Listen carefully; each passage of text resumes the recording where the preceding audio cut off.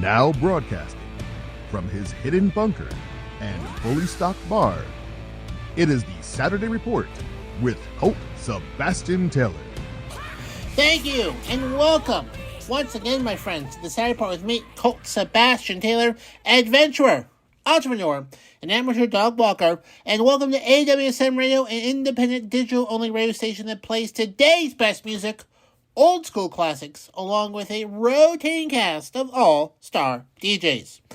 AWSM Radio focuses on mainstream artists, independent artists, along with a variety of interesting talk and music shows throughout the day. All we do is entertain, inspire, and inform. And my friends, I want to engage with you. I want you part of the conversation. So, find me on the Twitter at Colt S. Taylor. I'm also on a few other social media channels, but Twitter is pretty much all I do right now. And of course, if you haven't already, bookmark ColtSebastianTaylor.com for all of your Colt Sebastian Taylor needs. All right, my friends, let's get started with this week's Saturday Report. First up this week, my friends, the Queen has joined TikTok. No, not Queen Elizabeth, although I honestly don't know if she has a TikTok channel, but Queen Bee, Beyonce, yes, that's right, Beyonce, Bae. She's now on TikTok. She created a surprise. She surprised fans by creating an account this week and shared her first ever video on the social media platform. And she also made all of her music available for TikTok creators to use in their videos. I myself am not on the TikTok. I just honestly don't have time to put into that. I spend hours putting together this show for you. I just, my social agenda. I just can't. I want to one of these days, but I can't dance. I look terrible in a bikini. So, that's like 80% of TikTok right there. But anyways, she said in her message, seeing y'all release The Wiggle made me so happy. Thank you so much for all the love for Break My Soul. Love B. Hashtag Renaissance. Hashtag Break My Soul. Alright, so anyways, she is now on there. She is now on the TikTok. And about just like 3 hours later, she now has 3 million followers on the TikTok, as one would expect. She is releasing an album. Columbia Records announced in June that Renaissance is coming and going to be dropped on July 29th. This is her first solo album in 6 years. Going back in time, she had 2016's Lemonade, 2013's Beyonce, 2011's 4, 2008's I Am Sasha Fierce, and then 2006's B-Day, and 2003 Dangerously in Love. So it's been a while since she dropped an album. Coming out this month. The first single came out, Break My Soul, hence the hashtag. Song climbed from number 15 to number 7 on the Billboard Hot 100 after its debut. This made her the first woman to attain at least 20 top 10 records as a solo artist, and the third entertainer of all time to have at least 10 top 10 hits as a member of a group. So, just a little trivia there for you. She revealed the album's cover last month, also on social media, in which she wrote on Instagram, "Creating this album allowed me a place to dream and find escape during a scary time for the world. It allowed me to feel free and adventurous in the time when little else was moving.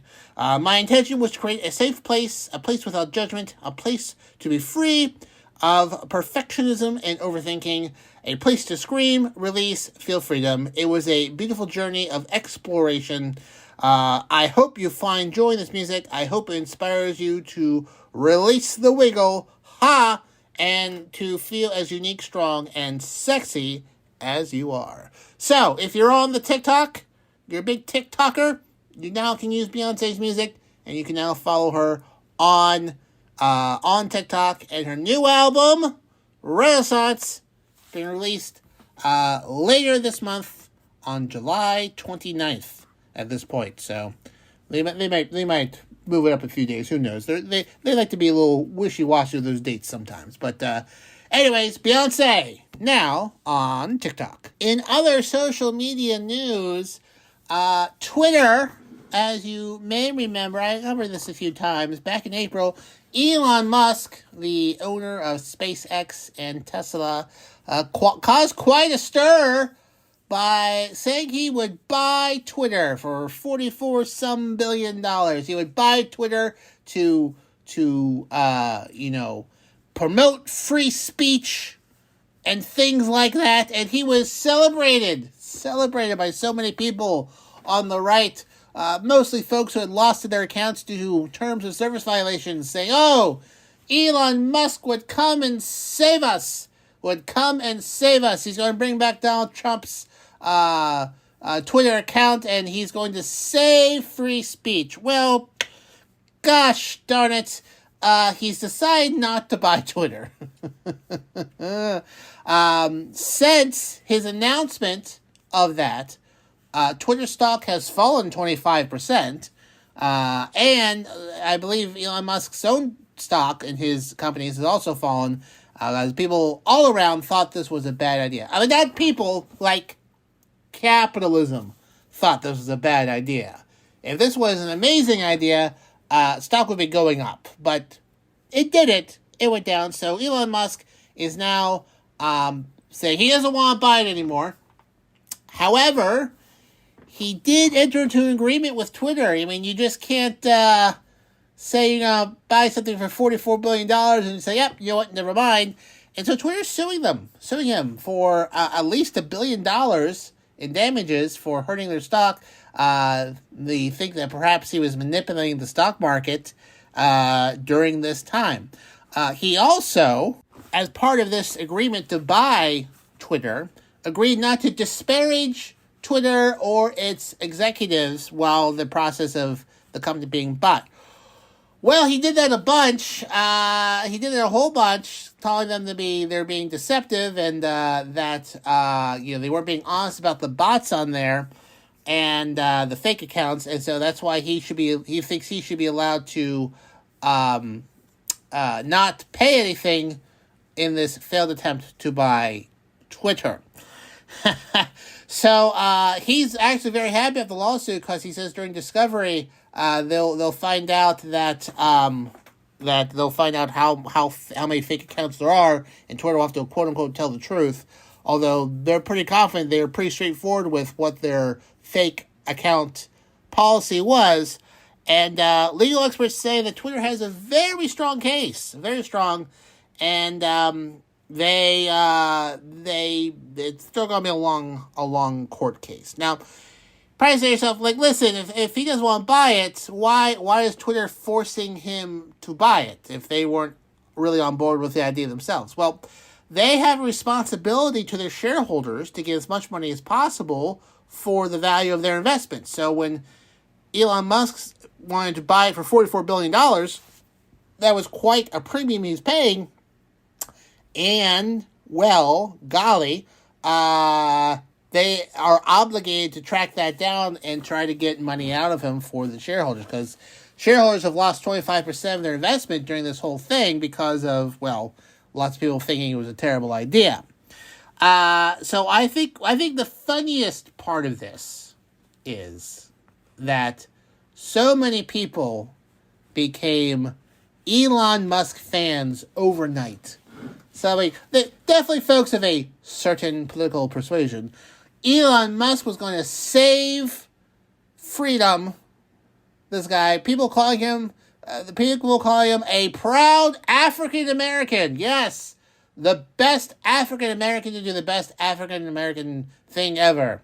He's from South Africa, but a lot of people on the right just love to say that. Not just because they know they're just being irritating.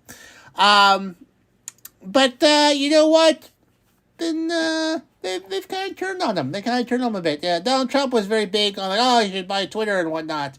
But then Elon Musk said he wouldn't support Donald Trump if he ran again. and that he should retire right off the sunset. And then Donald Trump immediately turned on them, and said that good luck with your lawsuit. And he said that if Elon Musk wanted subsidies for his electric cars, and that if the President Trump at the time said please go on your knees and beg, he would have. So they've had a bit of a falling out, I guess you could say. And oh boy, the memes from April to May about Elon Musk and Donald Trump taking down the liberals, I guess, they just aged like a deviled egg in the sun. So he ain't buying Twitter, and he's probably going to lose a few $1 billion being sued by Twitter as well. We'll see if that impacts his electrical car and the rocket company. Oh, yeah, also, he has secret children, Elon Musk.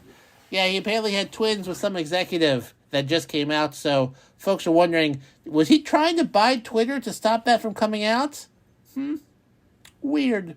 Totally weird. We now go to New York, a town so nice they named it twice. Because apparently they didn't put a whole lot of money into naming rights because all the money went to rent. Holy moly. The average rent in Manhattan this month reached a record. A monthly rent of an apartment in Manhattan. What do you think that is? Obviously, if you live in New York, you already know this answer. But for my millions, if not billions of listeners around the world, 1,000? Nope. 2,000? Nope. 3,000 a month? Nope. $5,000 a month is the average. The average rent in Manhattan for the first time reached a record $5,000. That means 50% of the rent is higher than that. So average rental prices in June were up 29% compared to the year before. Brokers say that the demand is high and prices are likely to get even higher in the fall. Basically, the actual, it's $5,000. They rounded down, but the actual average in June was $5,058.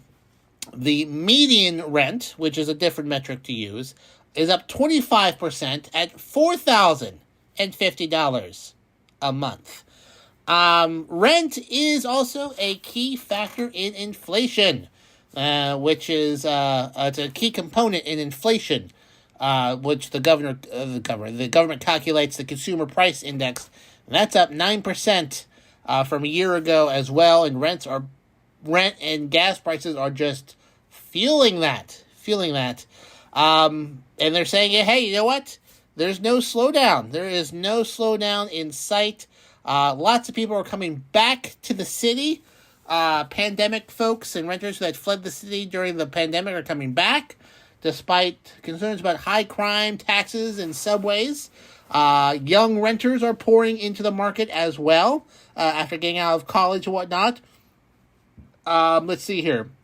The supply of apartments in Manhattan are at record lows. The vacancy rate at the end of June is just 1.9%. In New York City, there's only about 6,400 apartments available. In a city of several million people, that's all there is. That's all there is that is available. There is a concern that this will hurt the housing market as well, because people won't be able to afford to buy houses. People are coming back to New York from Miami and stuff. I mean,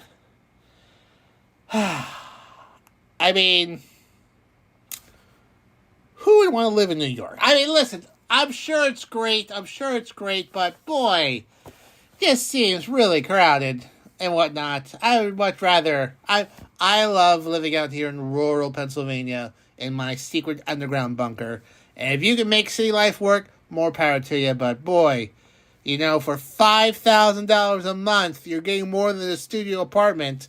You can get a lot for that out here in outside of Philadelphia. A whole lot more. Even if you like cities, You went to Philadelphia, Pittsburgh, or any other city, you get a lot for $5,000. New York, whew. To say you live in Manhattan, so that you can live a little. I'm sure it works for you. Maybe I'm officially. This is it, folks. I'm officially too old. I don't understand kids. Why would they want to live in the city? Oh, I didn't think we'd come live on this show, but here we are. Well, anyways, experts say that July and August are usually the biggest rental months in Manhattan, as tenants look to start renting in September as they return to school and work. And brokers say that while open houses for sale listings are almost empty, open houses for rentals have never been more crowded. In fact, I even saw a picture they were showing an open house for an apartment to rent, and there were literally 100 people in line waiting to go in there and rent it and whatnot. And now bidding wars are a thing now. People are bidding to rent places. Says one of their clients, this person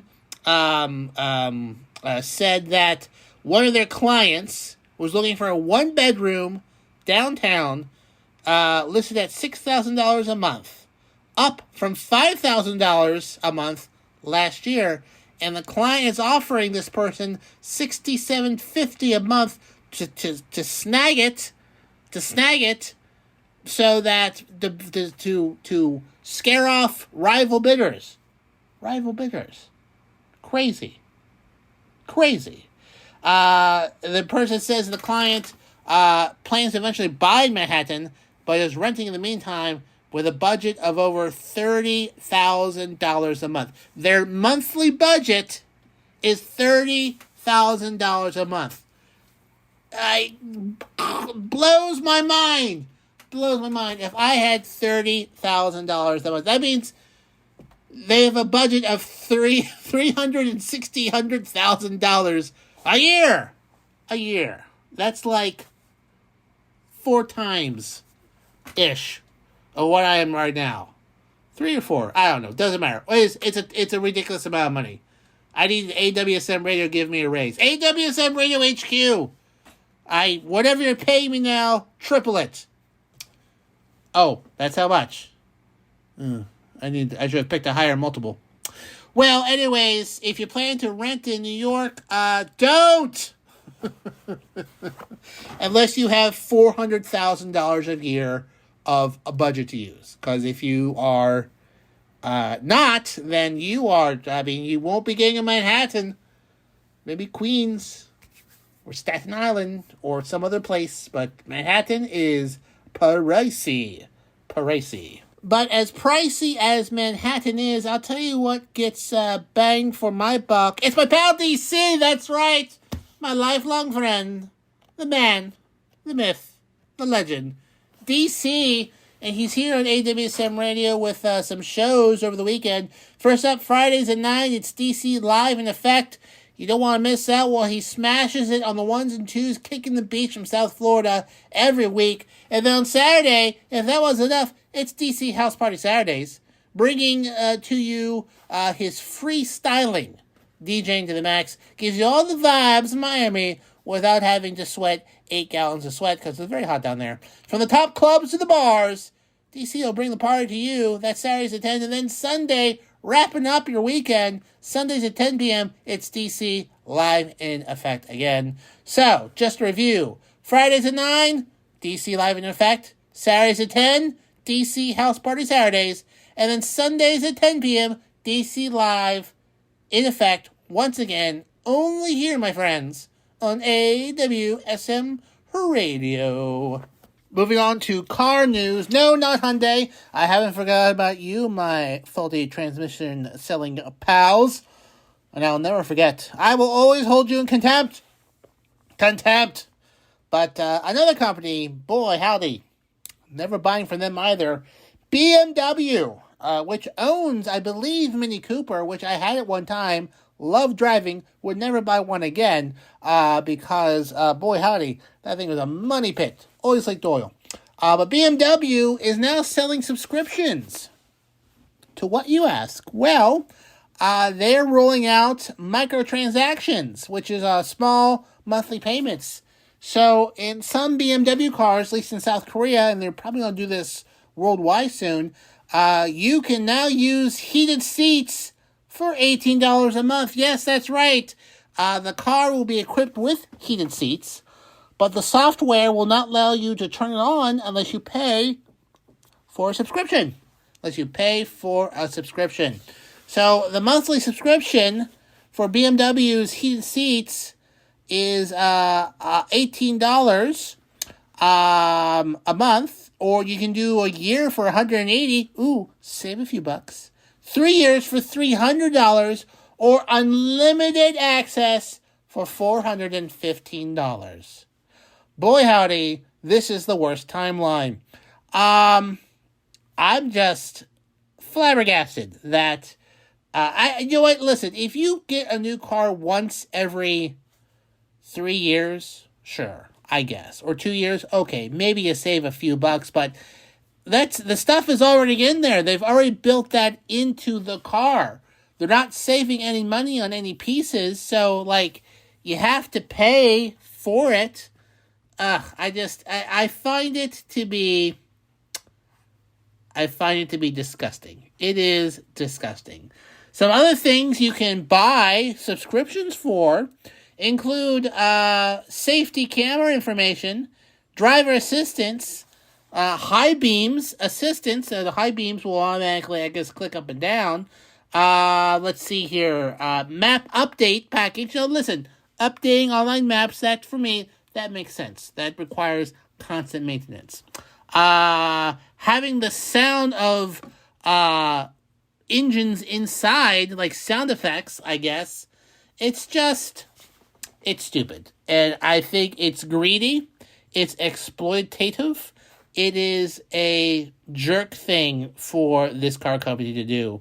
BMW, you are quickly getting to the Hyundai category of awfulness. So I mean, hopefully this falls so flat they have to abandon it.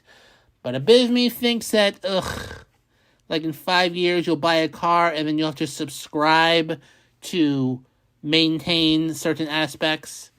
But those aspects break, you have to pay for those to fix that stuff, but like the software stuff. So, I think it's stupid.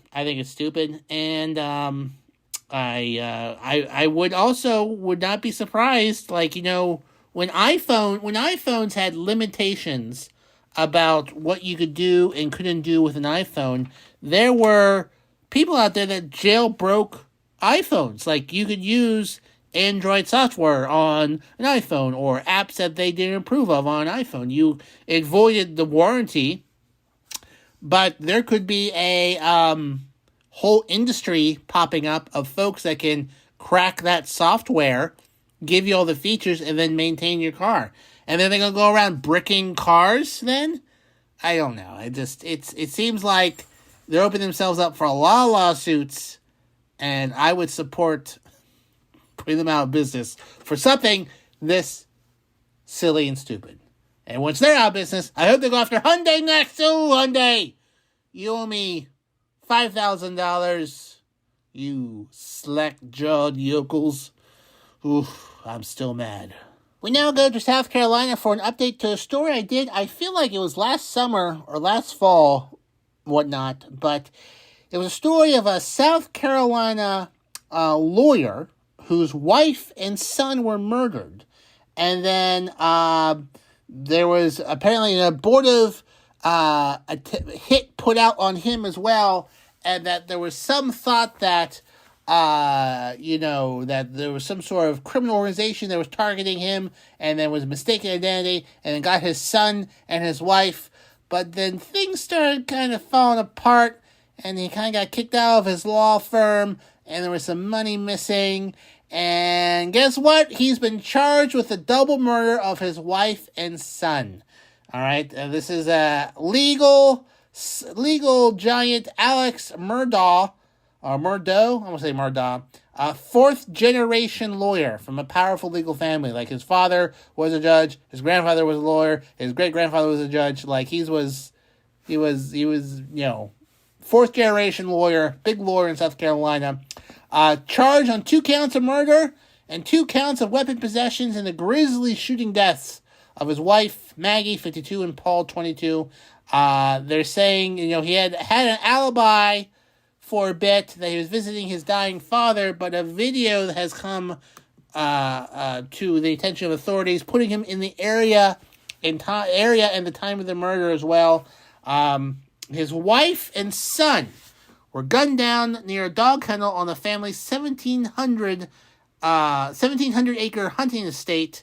At least 2 separate guns were used, a rifle and a shotgun, on June 7th, 2021. The lawyer called 911 and frankly told the dispatcher he had returned home to find the bullet-ridden bodies of his loved ones. But they are thinking he did it. He did it. Sources confirmed that there was a high-velocity impact splatter found on the shirt he had worn that night that can only come from if he had done the shooting and whatnot. And they believe that this is in connection to an insurance scam. He was hit with over dozens of charges of finances, stealing millions. He tried apparently to fake his own murder in a botched insurance scam to collect $10 million for his surviving son, Buster. Now, he blames this on drug addiction. He also is accused of scamming millions of dollars from the family of his longtime housekeeper, Gloria Satterfield, who also died at his home under mysterious circumstances in 2018. This is what sort of popped up.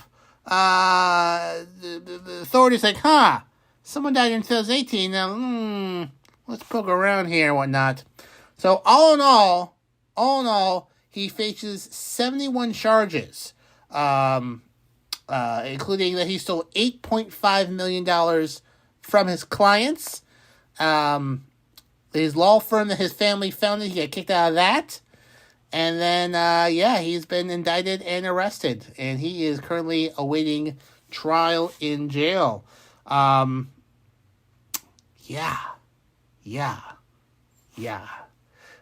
son, Paul, one of the 2 victims here, his son, Paul, at the time of his murder, was facing charges on the death of a young woman, while the drunken boating death of a young woman in 2019. that family is a hot mess. Hopefully, Buster, the surviving member of this family that hasn't been killed or is going to jail for the rest of their lives, I hope he had a trust fund set up for him beforehand that is outside the legal reach of the victims of these crimes. Oh boy, that is. I mean, I was expecting this to happen, but just crazy rereading the story after about a year of what happened here. He going to jail. My friends, if stories like that have you a little stressed out, well, listen, I can tell you a perfect time to check out and relax. It's between 5 p.m. and 7 p.m. Monday through Friday. It's the Rock Sessions, a great way to unwind and relax, especially if you're driving home from work. It's a drive time show we have here on AWSM Radio, hosted by my friend Rox. As you're leaving your New York job and returning to your $5,000 a month rented apartment in Manhattan, you can listen to some of the hottest music on the charts and some surprises in between.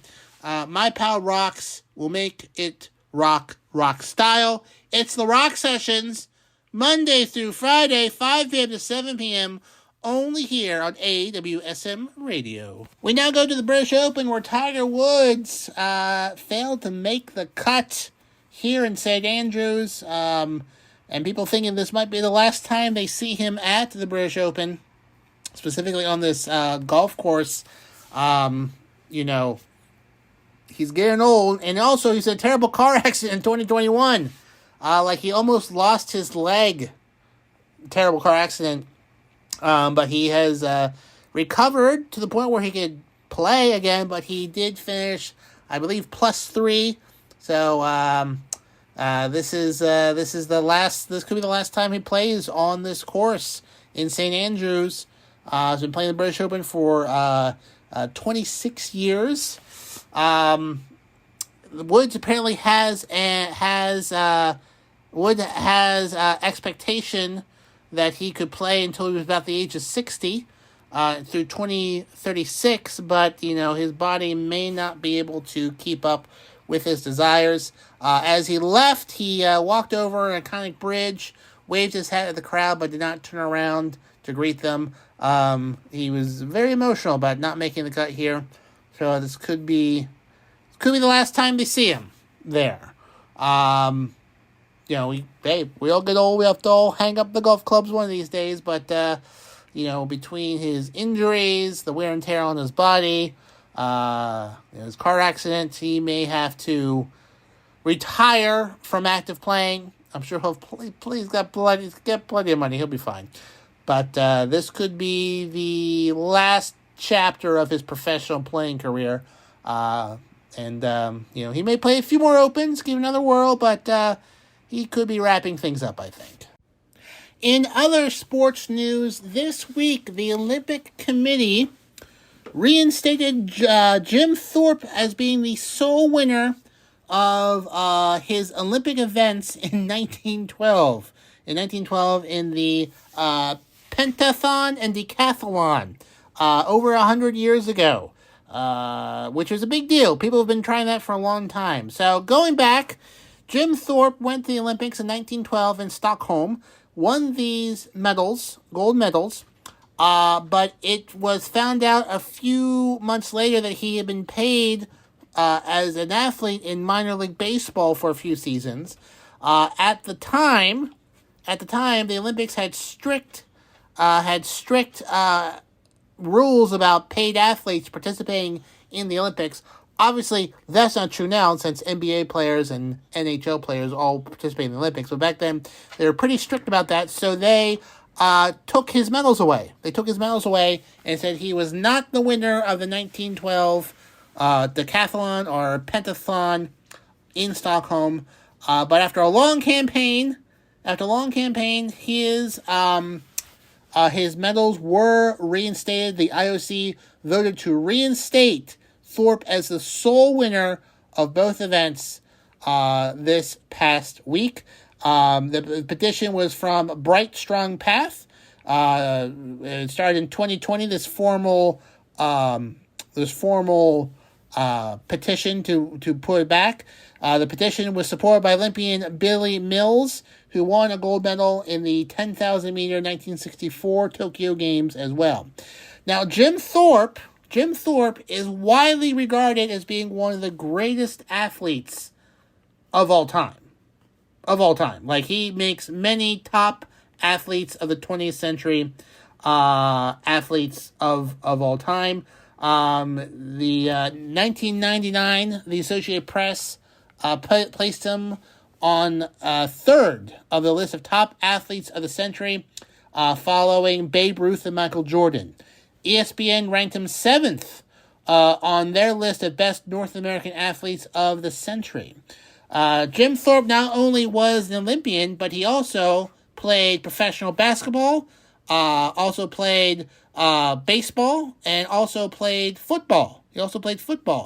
He played for the Canton Bulldogs from 1950 to 1920.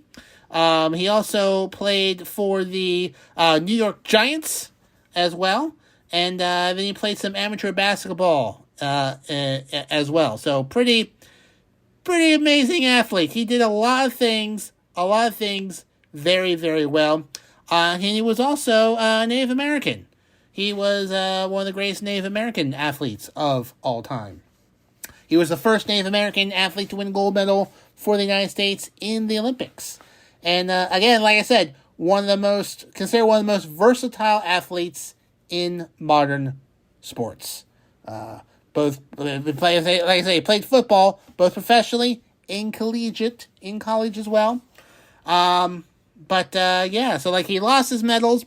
The Olympics gave the family copies of the medals in 1982. He passed away in 1953. And now this week they officially gave him his medals back. Now he had a very strange life. Very strange afterlife, basically. There is a place in Pennsylvania called Jim Thorpe, Pennsylvania. Okay? It's named after Jim Thorpe. His body is buried in Jim Thorpe. And there's a museum dedicated to Jim Thorpe in Jim Thorpe, Pennsylvania. Fun fact, he had never visited that area at all. He had never visited that area at all.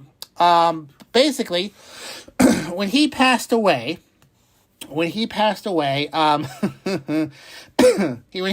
his third wife, unbeknownst to his family, took his body and shipped it to Pennsylvania, where she heard a small towns known as Mock Chunk and East Mock Chunk were seeking to attract business, so she sold the remains to this town, and the town made a monument to him, and renamed itself Jim Thorpe, and then put up historical markers recounting his life story. So basically, they bought this body to turn the town into a tourist attraction. Speaking of sports, my friends, listen, if you are a basketball fiend, well, my friends, Wednesday nights here is where you want to be, because we got two great sports shows. First at 9 p.m., it's To The Rack with Mac.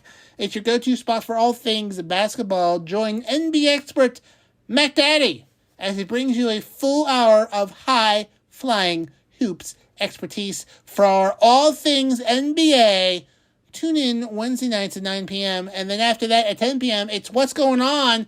It's a show. I'm not just asking you, but it's a show. It's the Fox Sports Affiliate show, providing listeners with over 150 combined years of sports knowledge, hosted by Nate Brown and his crew.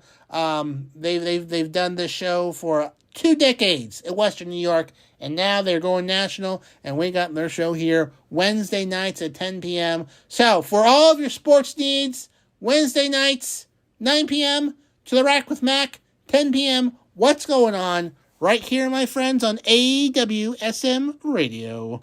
Finally this week, a court in the European Union has ruled on a case saying that Denmark is illegally selling feta cheese.